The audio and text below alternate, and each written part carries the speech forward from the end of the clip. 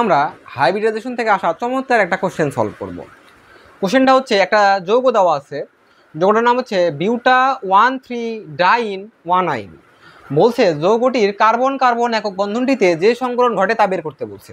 এবং এই কোশ্চেনটা কিন্তু কুয়েট 17-18 আসা একটা কোশ্চেন, অর্থাৎ একটা অর্গানিক যৌগ দেওয়া আছে এবং এই যৌগে কার্বন কার্বনে কী ধরনের সংকরণ ঘটছে সেটা বের করতে বলছেন।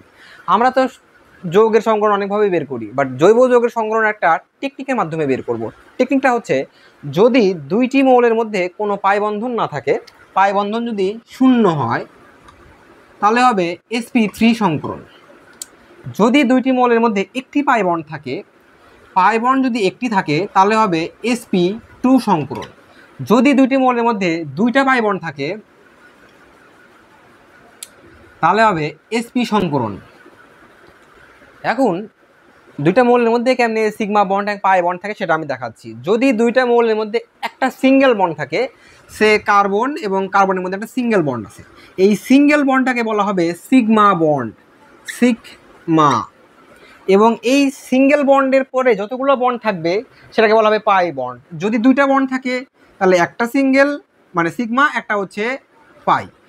সবল থাকতে পারে তিনটা, তাহলে যদি তিনটা থাকে তাহলে একটা হচ্ছে আমাদের সিগমা আর বাদ বাকি দুইটা হচ্ছে আমাদের পাই। আর অর্গানিক যৌগের অর্থাৎ জৈব যৌগের সংকরণ বের করার সময় আমরা অবশ্যই সেটাকে গাঠনিক সংকেত আকারে লিখবো, তাহলে সেটা আমাদের করতে সুবিধা হবে। তো এটা তো আণবিক আকারে আছে, আমি এটাকে গাঠনিক আকারে লিখছি। এই যৌগটা এর গাঠনিক সংকেতটা হবে C bond H triple bond C bond C bond H double bond C H H. কোশ্চেনে বলছে যেখানে কার্বন কার্বন একক বন্ধন আছে। কোথায় কার্বন কার্বন একক বন্ধন আছে? এই যে কার্বন কার্বন একক বন্ধন, এই দুইটা কার্বনে কি ধরনের সংকরণ হয়েছে সেটা বের করতে বলছে। তো আমরা যদি প্রথম কার্বনটা দেখি যে এখানে ট্রিপল বন্ড আছে, মানে একটা হচ্ছে আমাদের সিগমা আর দুইটা হচ্ছে পাই। যেহেতু দুইটা পাই বন্ড আছে তাহলে এখানে হবে হচ্ছে sp সংকরণ। এবং সেকেন্ড কার্বনে দেখছি ডাবল বন্ড। ডাবল বন্ড মানে কি? একটা সিগমা একটা পাই, যেহেতু একটা পাই আছে তাহলে হবে sp2 সংকরণ। তাহলে এই কার্বন এবং এই কার্বনে কি ধরনের সংকরণ ঘটছে? sp2। কোথায় আছে?